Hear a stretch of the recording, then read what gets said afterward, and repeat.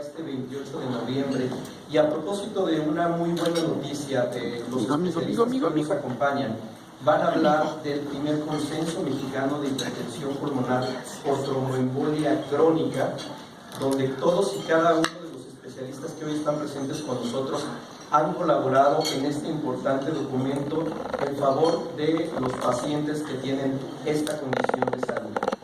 Nos acompaña el doctor Tomás René Pulido Zamudio, jefe del Departamento de Cardioneumología del Instituto Nacional de Cardiología Ignacio Chávez. También contamos con la presencia del doctor Héctor Glenn Valdés López, jefe del Departamento de Fisiología Pulmonar de la Unidad Médica de Alta Especialidad Hospital de Cardiología número 34 del IMSS en la ciudad de Monterrey, Nuevo León. Contamos también con la presencia de la doctora María Guadalupe Spitia, neumóloga adscrita al Hospital Regional 1 de Octubre del ISSSTE. Y finalmente la doctora Nayeli Sayas Hernández, médico adscrito al Departamento de Cardioneumología del Instituto Nacional de Cardiología Ignacio Chávez. Así también contamos con la presencia de Pablo Trejo, miembro de la Asociación Mexicana de Hipertensión Arterial Pulmonar y responsable del área de políticas públicas de la Sociedad Latina de Hipertensión Pulmonar. Le cedo la palabra al doctor Tomás Pulido, jefe del Departamento de Cardioneumología, quien nos va a hablar de la hipertensión pulmonar tromboembólica crónica y su impacto en el sistema de salud.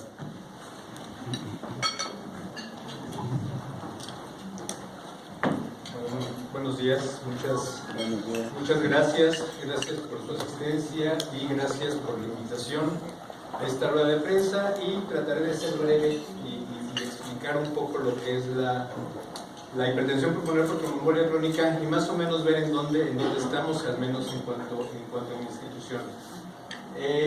La hipertensión pulmonar por tromboembolia crónica es una causa distinta de lo que algunos probablemente de ustedes han leído y de lo que algunos dentro del grupo de hipertensión pulmonar.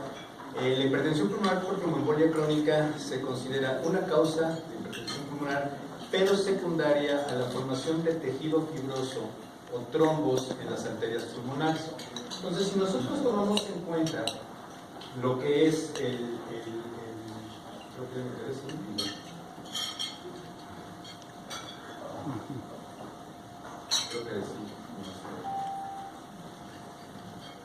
está reflejando mucho, pero bueno, ahorita la hipertensión pulmonar, como todos ustedes saben, como ya hemos platicado en otras ocasiones, se define como una presión media de mayor a 25 milímetros de mercurio, y esto es a través de un cateterismo. ¿Cuál es la característica de esta hipertensión pulmonar por tromboembolia crónica? La hipertensión pulmonar por tromboembolia crónica se caracteriza por la formación de tejido fibroso en las arterias pulmonares, y muchas veces esto es secundario a enfermedad tromboembólica venosa, es decir, un pequeño porcentaje de los pacientes que hacen o que tienen ya sea trombosis venosa profunda o tromboembolia pulmonar pueden llegar a desarrollar esta enfermedad. De tal forma, si me pasan mientras la siguiente, por favor. Perdón, pero supone que voy a ir muy rápido.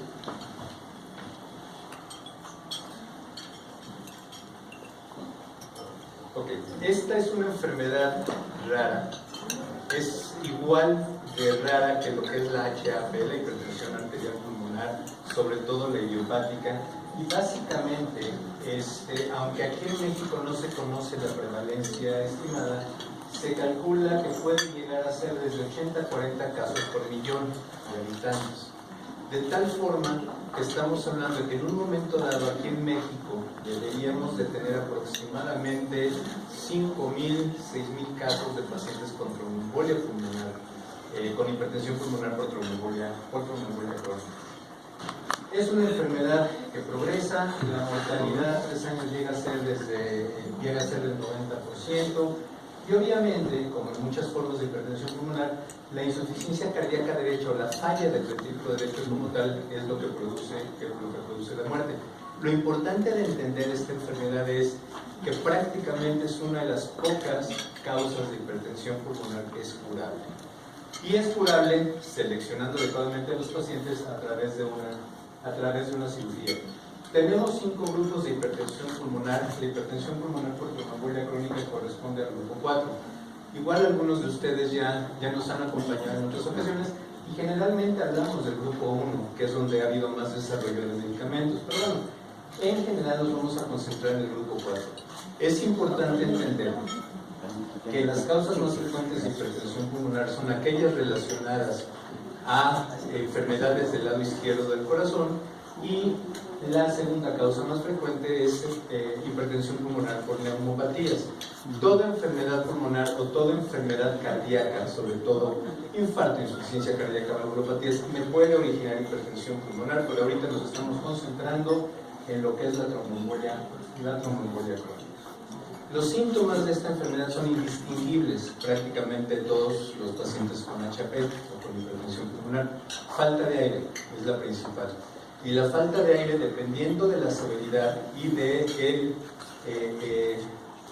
los años de diagnóstico, esta falta de aire puede ser desde grandes esfuerzos o el paciente, la persona va a tener falta de aire o disnea, como le llamamos nosotros, después de caminar 5 o 6 kilómetros, por decir algo, hasta llegar a ser, si la enfermedad va progresando o si la enfermedad es muy severa, de hacer de medianos o pequeños esfuerzos. Y esto más o menos nosotros como médicos lo evaluamos en cuanto a la clase funcional. La clase funcional es una clasificación que me da la New York Heart Association y posteriormente la Organización Mundial de la Salud, y la dividen en 4 clases. Clase 1, pacientes con diagnóstico pero que están asintomáticos. Clase 2, pacientes que tienen síntomas o falta de aire, en este caso cuando hacen esfuerzos más allá de lo normal. ¿Y a qué me refiero con esto? Si una persona todos los días tiene que caminar 1 kilómetro y no le falta el aire, pero si tiene que caminar 2 kilómetros y ya le falta el aire, eso sería clase funcional 2. Clase funcional 3, falta de aire con actividades de la vida diaria. Es decir, esta misma persona que les platicaba, que estaba acostumbrada a caminar 1 kilómetro, ahora no puede caminar 1 kilómetro porque le falta el aire. Y clase funcional 4 básicamente son síntomas psicológicos. Entonces, este es el principal. Puede haber fatiga, debilidad, dolor torácico, que es muchas veces indistinguible de angina de pecho, síncope o desmayo, que este es un dato de severidad y me habla de que el ventrículo derecho ya está fallando. Puede haber distensión abdominal o líquido en el abdomen, esto se llama ascitis y esto es también por falla cardíaca, edema de piernas y, como les mencionaba, síntomas en reposo en etapas avanzadas. Ahora bien, ¿cuáles son los factores de riesgo para desarrollar esta enfermedad? Si estuviéramos reunidos hace 10 años, 15 años en este salón, les podría decir que en el 60% de los casos no se sabía cuál era la causa.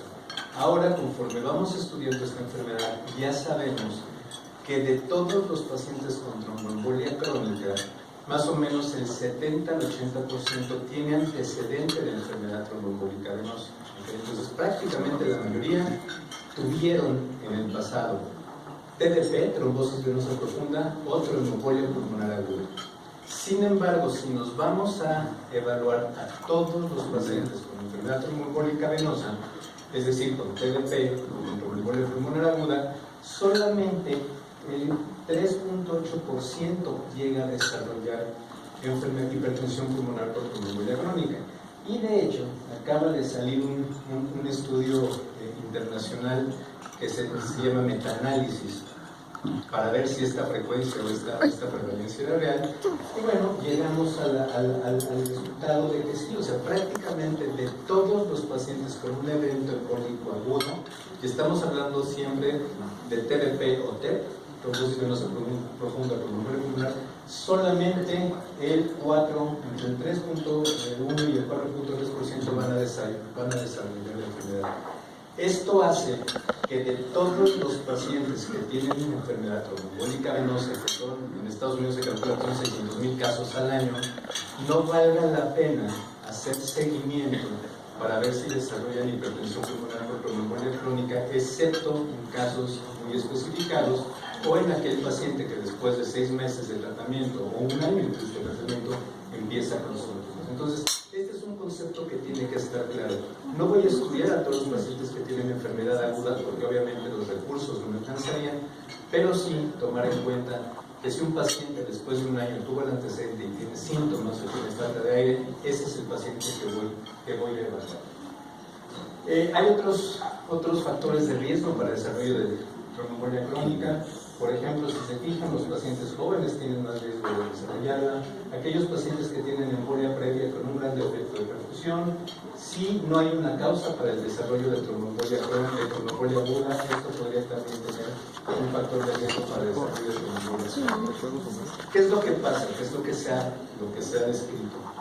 Llega el trombo, una tromboembolia pulmonar aguda, llega a la arteria pulmonar, en la mayoría de los casos ese trombo se resuelve con o sin anticoagulación, con medicamentos. En estos pacientes que pueden tener cierto contexto genético, ciertos factores hereditarios y sobre todo algunas mutaciones de genes que ya se están desarrollando, por alguna razón este trombo no se resuelve. Si nosotros vemos un paciente con enfermedad tromboembólica venosa, ya sea nuevamente TDP, TEP, el 80% de los pacientes, ese trombo, ese coágulo se va a alisar, va a desaparecer. Eso es lo normal, más o menos en el 80% de los casos. Cuando yo doy anticoagulantes orales, lo que estoy haciendo es evitando que se formen nuevos trombos, pero generalmente nuestro sistema endógeno, pues el que se encarga de destruir estos trombos, va a funcionar.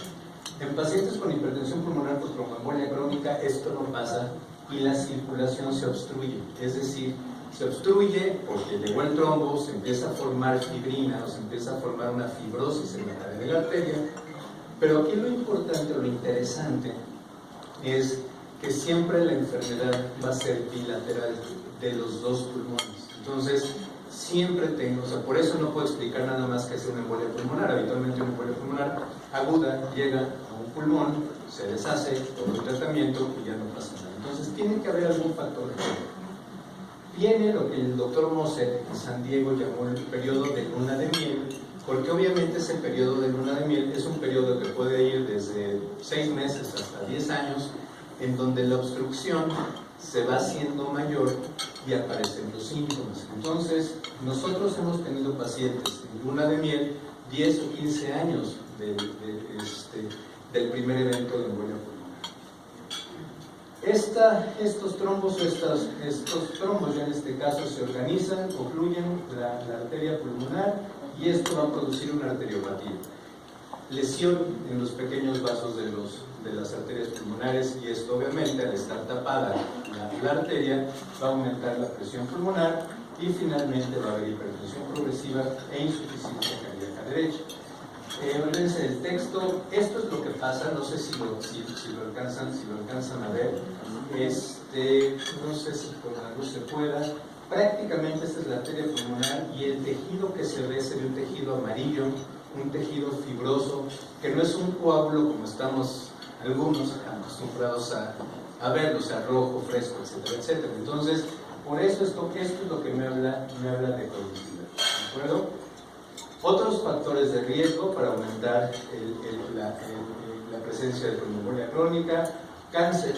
Obviamente el cáncer per se es una enfermedad que hace que haya mayor enfermedad tromboembólica venosa. Algunos ejemplos de autoinmunidad, como podría ser la presencia de un anticuerpo contra el mismo tejido, que es el anticoagulante lúpico, que hay una gran masa tumoral, o sea que un cáncer que no esté controlado, trombofilias, que son enfermedades que hacen que la sangre coagule de más, esplenectomía, aquellos pacientes o aquellas personas que por alguna razón se les tuvo que quitar el vaso.